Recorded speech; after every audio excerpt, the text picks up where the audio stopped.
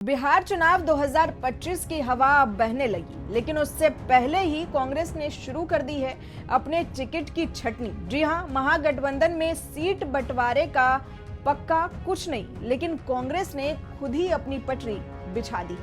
नमस्कार, आप देख रहे हैं YBN बिहार और मैं हूं आपके साथ ज्योति यादव। अब इस पूरे मामले को लेकर सवाल ये है कि क्या कांग्रेस को यकीन नहीं कि गठबंधन में उनकी बात सुनी जाएगी, या फिर ये सब कुछ एक रणनीति का हिस्सा है। अभी तो गठबंधन के अंदर ये तय नहीं हुआ कि कौन कितनी सीट लड़ेगा, लेकिन कांग्रेस ने 243 में से अपने उम्मीदवारों के नाम पहले ही बुला लिए हैं। कांग्रेस का कहना है कि हम तैयार हैं, आप चाहें जो सीट दो। 13 और 14 अगस्त को खुद अजय माकन पटना पहुंच रहे हैं। कहते हैं ना कि राजनीति में जो पहले चला वही आगे निकलता है। बाकी दल बैठकें कर रहे हैं, कांग्रेस मंथन कर रही है।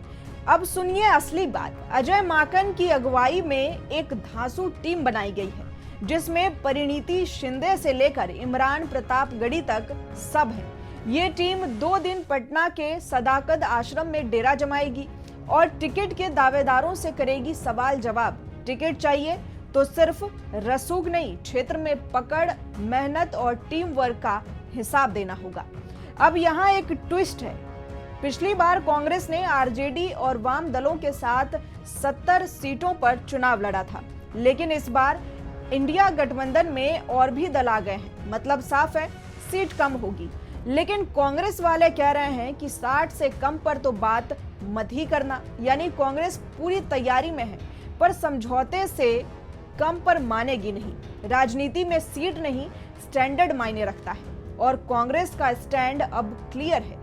अब सोचिए, जब अभी से कांग्रेस ने अपने दावेदार तय करने शुरू कर दिए हैं, तो क्या बाकी पार्टियों को ये पसंद आएगा? क्या आरजेडी मान लेगी कांग्रेस की 60 सीट की मांग? क्या लेफ्ट पार्टियों से ये झटका सह पाएंगे? क्या ये टिकट स्क्रीनिंग नहीं, एक अंदरूनी शक्ति प्रदर्शन है? महागठबंधन में सब कुछ ठीक चल रहा है या फिर अंदर ही अंदर कुछ पक रहा है? अब बात करते हैं असली बॉस की, यानी जनता की। कांग्रेस जो दावेदार चुन रही है, क्या वो लोग वाकई मैदान में उतरने के लायक हैं? क्या ये स्क्रीनिंग सिर्फ रस्मी है या फिर एक सख्त फिल्टरिंग होगी? क्योंकि बिहार की जनता अब चेहरों से नहीं, काम से वोट देती है। लोग कहते हैं, भाई जो टिकट ले रहा है, पहले उसके वादे, काम और नियत देखो। तो दोस्तों, सीट शेयरिंग अभी बाकी है, लेकिन कांग्रेस ने अपनी गोटियां बिछा दी है। अजय माकन की टीम तैयार है। टिकट के लिए नेताओं की परेड शुरू है।